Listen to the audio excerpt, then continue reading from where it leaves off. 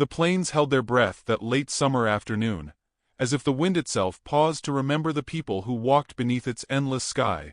It was the kind of day when sunlight felt like warm dust on the skin, and every sound traveled slowly, drifting through the heat like an old story rising from the earth. Mildred Whitmore moved through that golden hush with a quiet steadiness, her steps carving soft marks through the brittle grass on the edge of her homestead. She carried a small bundle of dried herbs in her apron pocket, and the weight of 4 silent years inside her chest, a hollow that no season had yet filled. The land around her had not forgotten what she had lost. Her house still echoed with a laugh that belonged to a man no longer walking the world. Her porch boards still creaked under the memory of boots that would never return. She lived among ghosts of her own making, ghosts born from love rather than fear, but they lingered the same. She tended her fields and repaired her fence lines because the world required it, not because her heart found joy in the work.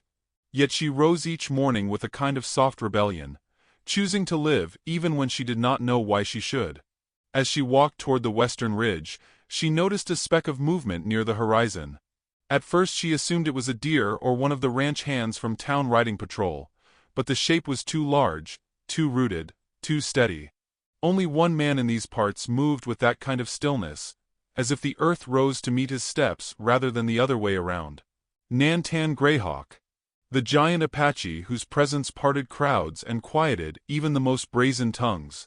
She had seen him only from a distance until now, always shirtless beneath the sun, his long white hair blown back like snow caught in desert wind. The stories about him traveled farther than the river. Stories of battles, of great losses, of a wife buried beneath the red cliffs decades before Mildred had even been born. He carried a bundle of firewood across one shoulder, the logs stacked like nothing more than reeds in his massive arms. Mildred slowed her steps, unsure why she felt a flutter in her chest. Not fear. Not awe. Something quieter, like the hush that comes when a long-forgotten memory brushes against the present. When he reached the well outside town, an old structure whose boards had been rotting for years, he set down the wood and examined the broken beam. No one had asked him to help. He simply did. That was the way of him, from what little she'd heard. A man who spoke in action rather than sound. Mildred watched him in silence, aware that the heat of the day settled differently around him, as if even the sun acknowledged his age and strength. She had not intended to linger, yet her feet rooted to the earth. He sensed her presence before she moved. His head lifted, dark eyes meeting hers across the shimmering distance. That single look held no judgment, no invitation, no discomfort. It was simply recognition, the kind given freely between two people who understood what loneliness could carve out of a life. Mildred offered a soft nod. Nantan returned it with the barest dip of his chin, before turning back to the broken well. The moment passed like a breath. But something inside her shifted, faint as the quiver of a needle on a compass when a traveler changes direction without realizing it. When she returned to town an hour later, she found Elias Boone waiting near the general store porch with a polished confidence that always reminded her of river stones. Smooth, charming, easy to hold, but impossible to grasp for long. Elias was considered the best match for her by half the women in the settlement. He was handsome in a well-kept, deliberate way, his boots always polished, his hair trimmed neatly, his smile practiced to perfection. Yet every time she stood near him, Mildred felt as if there were walls on all sides, invisible ones built from expectation and polite performance. He tipped his hat and greeted her warmly, offering to carry her basket. She let him, because it felt simpler than refusing. He asked how her fence was holding after last week's winds, and though his voice was kind, she sensed he was less concerned about her safety and more eager to perform the role of a considerate suitor. She appreciated his presence but never felt known by him. Not in the way she craved without admitting it. Elias spoke casually of the upcoming harvest dance, subtly implying that her attendance with him would be both expected and respectable. Mildred smiled politely, but felt her stomach tighten. She respected Elias's courtesy, but his attentions came with strings she didn't know how to untangle. He wanted a wife who fit cleanly into the life he had drawn for himself, a life where everything stayed tidy, orderly, pleasant. But Mildred had been struck by storms, inside and out. She was not tidy. Not orderly. And she certainly wasn't a woman who could be shaped by someone else's expectations. As Elias spoke, her gaze drifted past his shoulder toward the far end of the street. Nantan was there, walking with a slow, deliberate cadence that seemed measured by years rather than steps. People shifted to make way for him, some out of respect, others out of fear. His presence was a reminder that life out here had once been more wild, more raw, more uncertain. To some, he embodied all that was left of that time. To Mildred, he looked like a man who carried the world without asking it to carry him back. Elias noticed her drifting attention, and turned to follow her gaze. A brief tension flickered across his features, a tightening of the jaw, a narrowing of the eyes. Mildred pretended not to see it. She refused to let anyone's bitterness shape her understanding of another soul.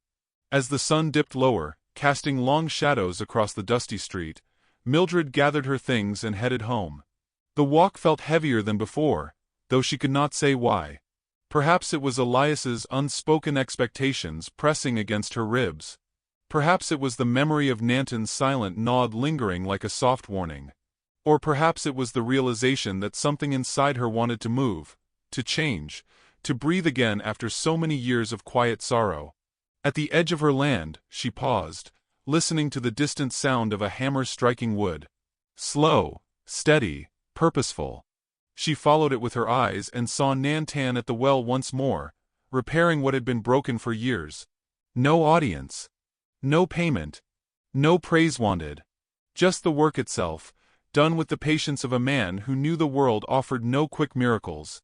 Mildred stood very still, feeling the evening settle around her like a cloak. And in that stillness, she understood something unsettling, something she had not expected a single glance to awaken.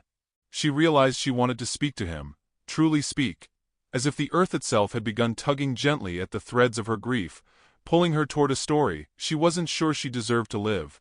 The hammer struck one last time, ringing out over the field like a promise she had not yet earned. Then Nantan lifted his head, and though the distance between them was vast, he looked directly at her, steady, unafraid, and impossibly knowing. And Mildred felt her heart stumble, not from fear but from the startling, impossible truth that something in her life had just begun to shift, even if she didn't yet understand what storm or blessing it was leading her toward.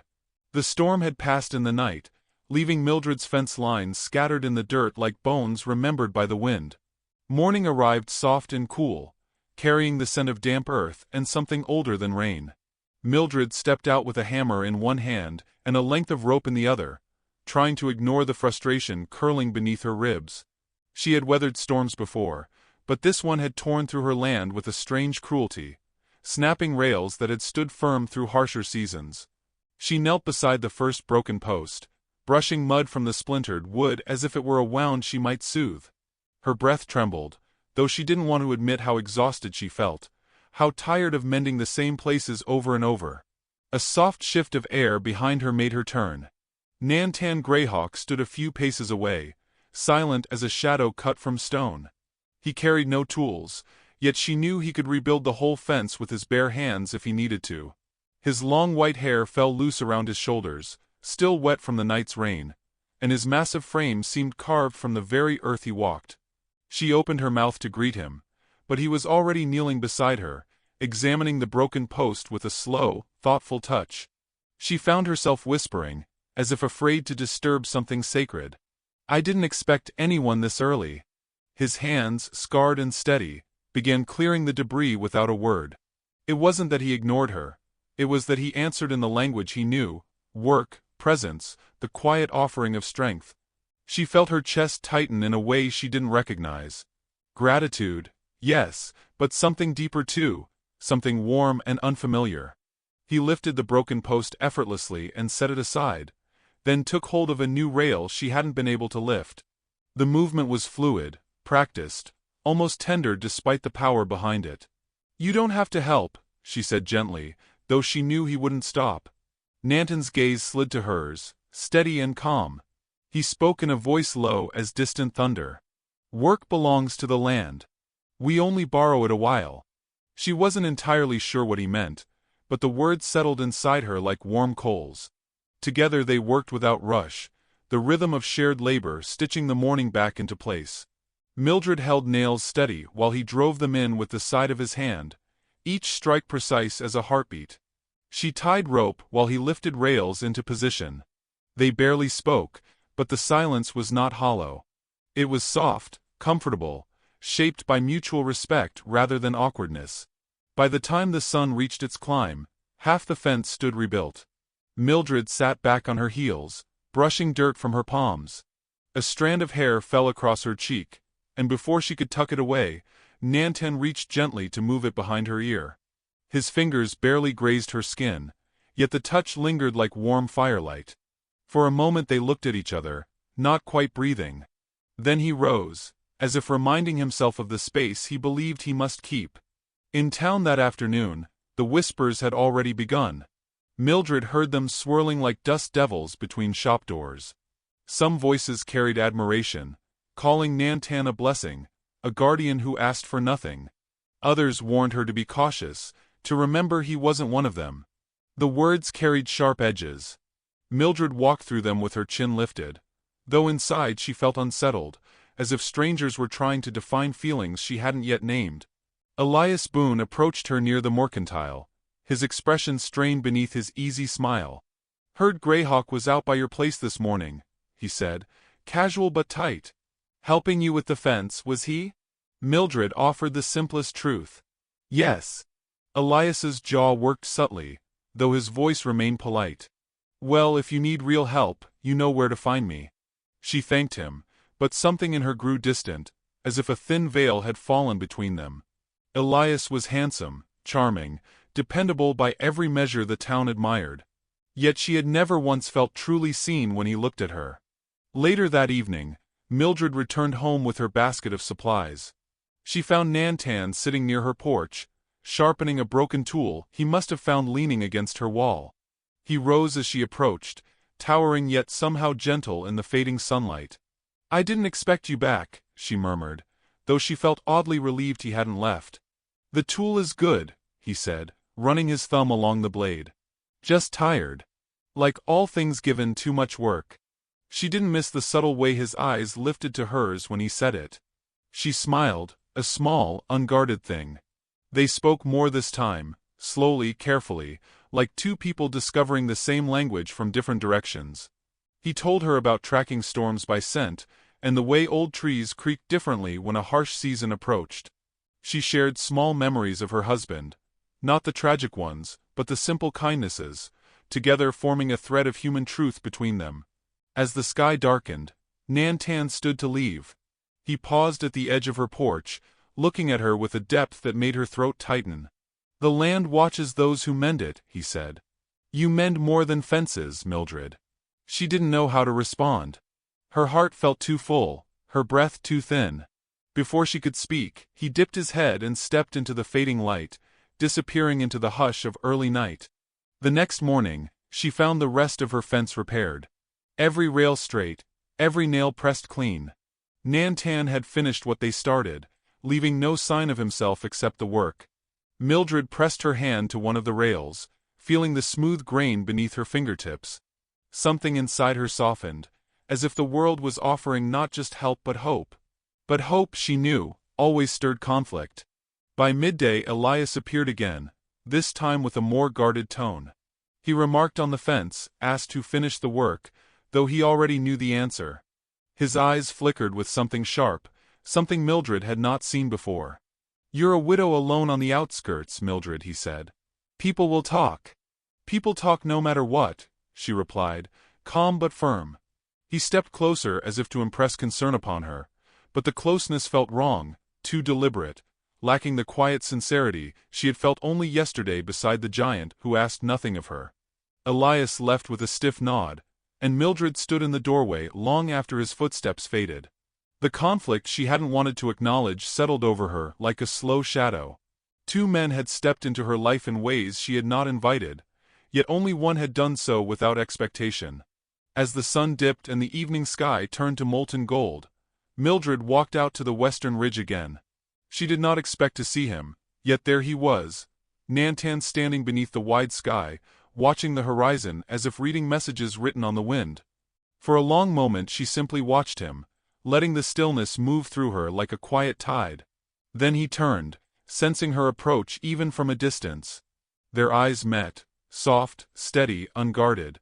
And in that lingering gaze, Mildred felt the beginning of something she couldn't name. Something gentle yet powerful, something patient yet inevitable.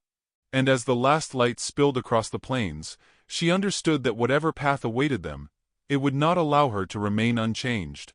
The harvest sun hung low and heavy that afternoon, painting the fields in a burnished glow that should have felt gentle, but instead pressed against Mildred's skin like a warning she couldn't quite decipher.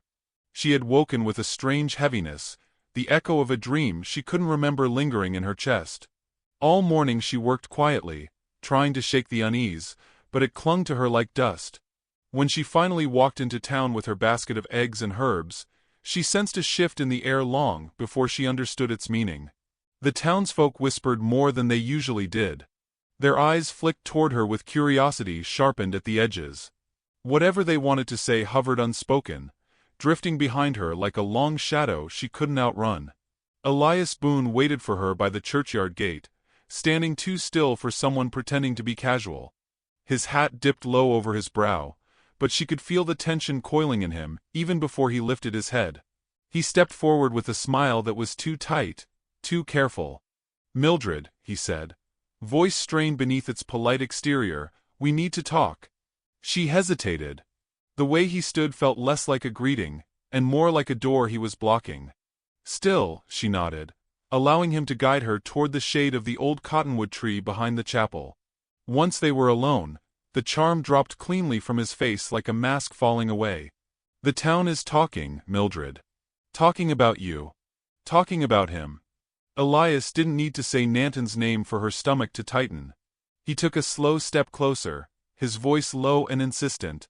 "A widow living on the outskirts, a man like him coming and going as he pleases, people assume things." His gaze sharpened, searching her face for a reaction, for guilt, for shame. She felt neither. Only a flicker of irritation at the presumption behind his words. Elias's voice softened artificially. "I've looked out for you for years. Everyone knows we're compatible. I could give you security, respect, a proper life." He reached for her hand, but she stepped back before his fingers touched hers. She wanted to be gentle, but the truth rose like a tide she couldn't hold down. "Elias, I appreciate your kindness, but what you're offering isn't love. It's convenience." His jaw clenched, a thin line of hurt flickering in his eyes. He wasn't used to being refused. Mildred held his gaze steadily, refusing to shrink. "You think that old man can give you more?" His words slipped out before he could stop them. The bitterness in his tone startled them both. She took a breath, shaping her response carefully. "This isn't about him. It's about me. And what I need isn't something you can offer." It was the gentlest rejection she could give, yet it struck him like a blow. He turned away abruptly, his shoulders tight, his breath sharp. The distance between them thickened with something unspoken and dangerous. Mildred left him there beneath the cottonwood's trembling leaves, unsure whether she felt relief or dread. The conversation had cracked something open inside her, something she couldn't close again. By the time she reached the main road, the whispers felt louder, sharper. She ignored them, carrying her basket past the saloon and smithy, until she reached the outskirts. Yet the unease stayed lodged beneath her ribs like a splinter. That evening, when the sky deepened into a wash of purples and golds, Mildred retreated behind her barn to sit with the first stars beginning to bloom overhead. The quiet wrapped around her like a thin blanket, but it didn't soothe her the way it used to. She folded her arms over her knees, letting the quiet ache inside her settle. A single tear slipped down her cheek, traced not by sorrow alone, but by a feeling too tangled to name. It was strange to realize she wasn't crying for Elias, nor even for the rumors circling her like restless birds. She was crying because something inside her was shifting faster than she knew how to follow. Soft footsteps approached across the grass. Mildred lifted her head and saw Nantan emerging from the shadows, carrying the dusk around him like a worn cloak. The sight of him, steady and patient, nearly undid her. Without a word, he lowered himself beside her, close enough that she could feel the warmth radiating from his skin, but far enough that he honored her space. She wiped her cheeks quickly, embarrassed, but he pretended not to notice. His silence was gentle, not demanding. He watched the horizon with her, as if the stories written in the clouds belonged to them both. "The world tests the quiet-hearted more than others," he said finally, voice low and rough. She didn't ask how he knew what troubled her. She didn't need to. Nantan had a way of seeing things without being told. She let her breath release slowly. "People think they know what's best for me. They don't even ask what I want." His eyes softened, reflecting a tenderness she had never seen from him before. "Wanting and deserving are different things, Mildred. But you deserve more than whispers and bargains. You deserve peace." She didn't expect the words to strike as deeply as they did. A fresh tear escaped before she could stop it. She felt his hand hover near hers, close, warm, respectful, before retreating again. Their shared quiet deepened, turning into something almost sacred. Mildred realized, with a slow shock, that she felt safest in the presence of the one man the town claimed she should avoid. And Nantan, with all his age and scars and quiet gravity, made her feel seen in a way she had never felt with anyone else. She turned toward him, her voice trembling. "Why do you help me? You owe me nothing." Nantan's gaze held hers, steady and unflinching. "Hearts call to what they recognize. Even old hearts here." The words slipped into her like a blade wrapped in silk, soft, beautiful, painful in ways she didn't fully understand. Before she could reply, he rose slowly, as if being near her demanded a strength he hadn't expected to need. She watched him disappear into the dusk, her breath uneven. Something had changed between them, something fragile and dangerous and real. And yet she didn't know what to do with the truth blooming in her chest. 2 days later, the storm inside town grew louder. Mildred overheard Elias speaking to Deputy Farrell, his voice low but edged with resentment. By the look on the deputy's face, she knew the conversation wasn't harmless. She kept walking before they noticed her, but the unease returned full force. The world she had known, quiet, predictable, lonely, was unraveling thread by thread. That evening, she returned home unsettled and weary. As she approached the barn, she saw something that stopped her breath cold. A piece of wood had been nailed to her fence, carved with words crude and cruel enough to make her pulse race. She stared at it, each letter a blow, each insult an accusation she had never earned. Her hands trembled as she reached out and pulled the board free, the harsh scrape of wood tearing through the stillness.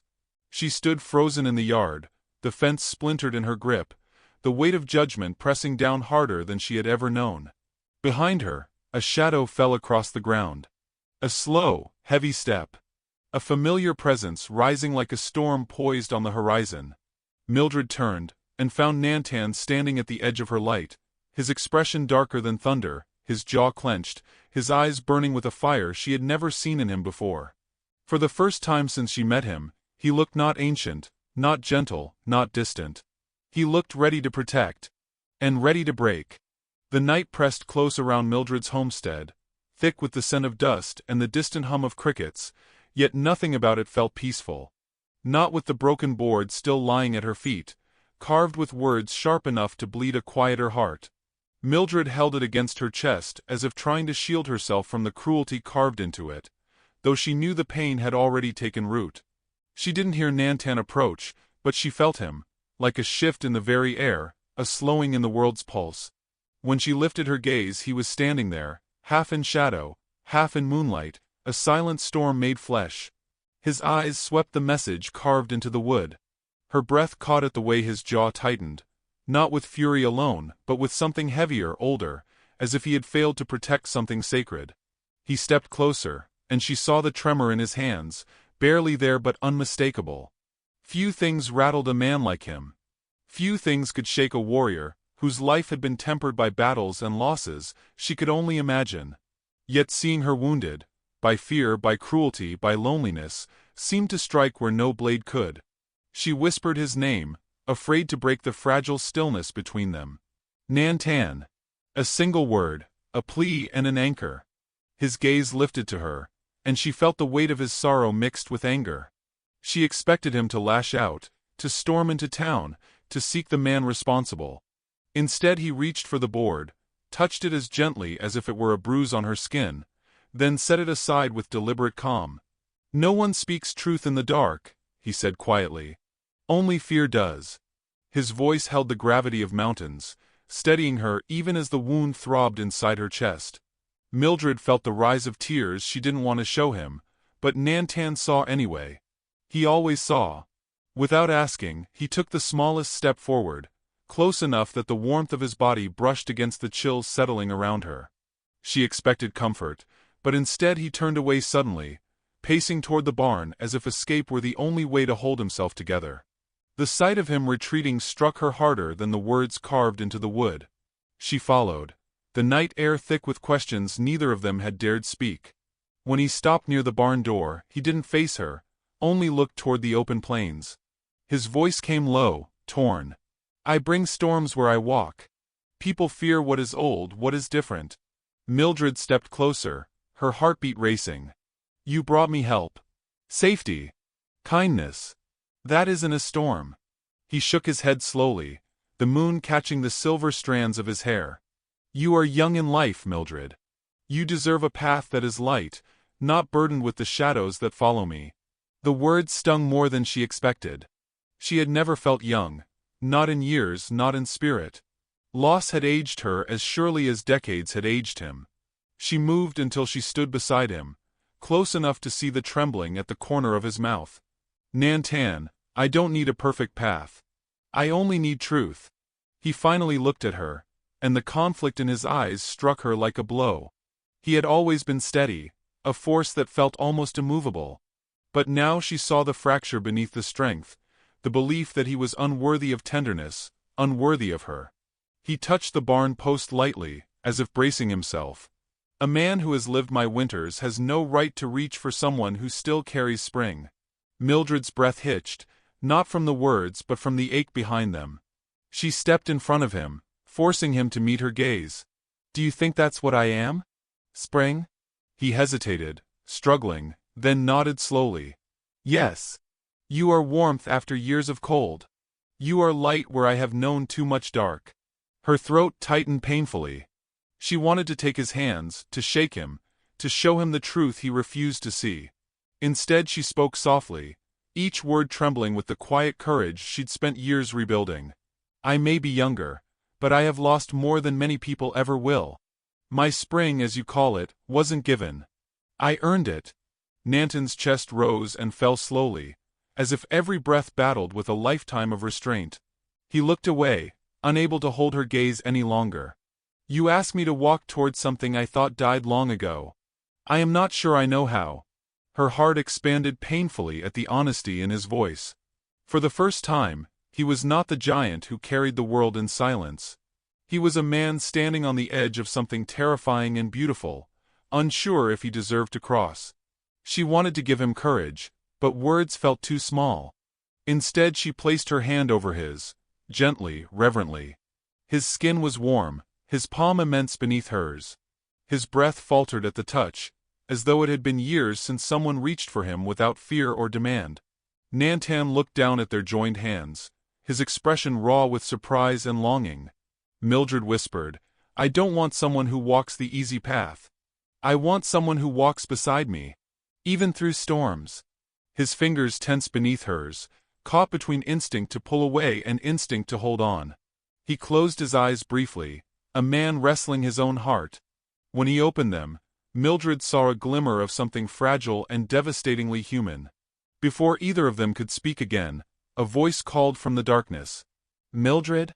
You out here?" It was old Miriam's voice, wavering with concern as she approached with a lantern. Mildred stepped back quickly, her hand slipping from Nantan's. The space between them filled instantly with unspoken words. Miriam peered at them both, reading the tension. "Heard talk in town," she murmured, shaking her head. "Ugly talk. You two should be careful." She glanced at Mildred with a softness born from age. "Fear makes fools of people." Mildred nodded, but her pulse was still tangled around Nantan's last words. Miriam left after a moment, promising to bring healing herbs in the morning. Once she disappeared down the path, the silence returned.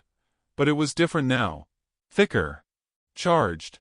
Nantan took a single step back, creating a distance that felt like a knife pressed gently to Mildred's ribs. "I cannot stay," he said quietly. "Not tonight." She moved forward involuntarily. "Because of them? Or because of me?" His silence was the answer. He touched her cheek with the backs of his fingers, so softly she wondered if she imagined it. Then he whispered, "You deserve a heart that doesn't tremble." Mildred felt tears rise. "And you deserve someone who understands why it does." The air between them pulsed with everything left unsaid. Nantan turned away at last, each step heavy with a man walking against the pull of his own soul. When he reached the edge of her land, he paused without looking back. Mildred's breath caught. In the moonlit silence, he whispered to the wind, as if confessing to the night what he could not yet speak to her. "I fear I am already losing a battle I never meant to fight." The storm rolled away by dawn, leaving the sky scrubbed clean, as if the night itself had tried to wash away the harsh words carved against Mildred's name. She stepped outside to gather the fallen branches, but her thoughts moved restlessly toward the ridge where Nantan often stood. She hadn't seen him since the night he walked away with that trembling truth hidden in his breath. The memory of it clung to her like a half-finished story. A man torn between desire and restraint, a heart older than most rivers yet still beating with impossible tenderness. She felt the shape of his absence more sharply than she wanted to admit, as if the silence he left behind had remade the air she breathed. When she found him near the broken barn wall, the sunrise brushed his figure in muted gold, as though the light itself recognized him. He was lifting a fallen beam alone, shoulders straining with effort, breath sharp against the morning frost. Mildred rushed forward, instinct overriding fear, and placed her hands beside his. Their fingers brushed, sparking a warmth that startled them both. Nantan froze, the beam half-raised. She saw the conflict in his eyes, a storm still waging behind his silence. He stepped back, shaking his head. "I should not be here," he murmured. "The world has already sharpened its teeth." Mildred's voice tightened. "I don't care about their teeth. I care that you walked away from me." Mildred reached for his arm, stopping him as he attempted to walk away again. "I'm not afraid of them. I'm afraid of losing something before it ever has a chance to become real." Her voice cracked, raw with emotion she could no longer hide. Nantan inhaled slowly, as if her words had pierced him. He turned toward her fully, every line of his face etched with a longing he had spent decades refusing. Mildred's heart pounded as she stepped closer. "You talk as though your life is finished, as though all you can offer is an ending. But I see more in you than you allow yourself to believe." His eyes widened, a flicker of pain crossing his features. Mildred didn't step back. "I don't want a future built from fear. I want truth. Even if it scares us both." The truth broke something open between them. Nantan bowed his head, as though surrendering to a force greater than pride or fear. When he finally looked up, Mildred saw grief and hope woven together like tangled roots. "I have loved you quietly," he confessed, the words shaking loose from years of silence. "Loved you from the moment you stood unafraid in my shadow. But I told myself it was wrong to want more days, when I already had more years than I deserved." She felt tears sting her eyes, but she smiled through them. "You deserve every year you have left. And someone to share them with." She reached out, touching his chest where his heartbeat thundered. "Someone who sees you. All of you." He reached for her then, slowly, reverently, as if afraid she might vanish with one wrong move. His calloused hand cupped her cheek, thumb brushing away a tear. Mildred leaned into him, feeling the warmth of his palm, the tremble of a man rediscovering vulnerability. He whispered her name like a prayer he'd forgotten how to speak. "Mildred." She closed her eyes, letting the sound settle deep inside her. "Say what your heart has held," she whispered. "Say it before fear steals it again." He exhaled a shuddering breath, his forehead resting lightly against hers. "I love you. And I am terrified of how deeply." The confession hung between them, tender and fierce. Mildred slid her hands up his chest, feeling the solid strength beneath her palms. "You are not too old for anything your heart still reaches for." His hands framed her face, drawing her closer. When his lips finally met hers, the kiss unfolded like dawn breaking open the sky, slow, warm, and filled with the promise of something long denied. It was a kiss shaped by years of solitude and months of unspoken yearning. A kiss that told Mildred she had awakened something ancient and precious. When they parted breathless, she whispered, "You're not alone anymore." He touched her forehead to his. "Nor are you." For a long moment they simply held each other, foreheads touching. Nantan whispered, "I feared loving you would bring danger. I feared losing you to their hatred." Mildred shook her head gently. "You won't lose me. Not to them. Not to fear. Not now." A shadow flickered across his face, but she held his gaze steady. "We face this together." He swallowed, emotion thick in his voice. "Then together it will be." The words settled between them like a vow, unbroken and unwavering. They spent the morning rebuilding the barn, working side by side in quiet harmony. Every shared glance, every brush of fingers, every whispered word stitched them closer. Mildred felt lighter, as if the world had finally aligned with her heartbeat. When the last board was set into place, she turned to him with a soft smile. "Thank you, for choosing courage." Nantan stepped close, brushing a strand of hair from her cheek. "I did not choose courage. I chose you." But as evening approached, the wind carried a distant sound. Hoofbeats, urgent and many. Mildred tensed, her heart leaping with unease. Nantan stepped protectively before her, eyes narrowing toward the ridge. A group of riders approached fast, dust rising in a violent plume behind them. Mildred recognized the lead figure with a jolt of dread. Elias Boone. His expression was sharpened by fury, by possession wounded beyond reason. Nantan's stance hardened, every muscle coiled, every instinct alive. Mildred grabbed his hand, gripping tightly. "Stay with me," she whispered. Nantan squeezed back, steady but burning with resolve. "I will not leave. Not now. Not ever." The riders drew closer, their shadows merging into a single force barreling toward the homestead. And as the dust storm of riders thundered closer, Nantan stepped forward, shielding Mildred with his body, ready to face whatever came, ready to fight for the love he had finally claimed.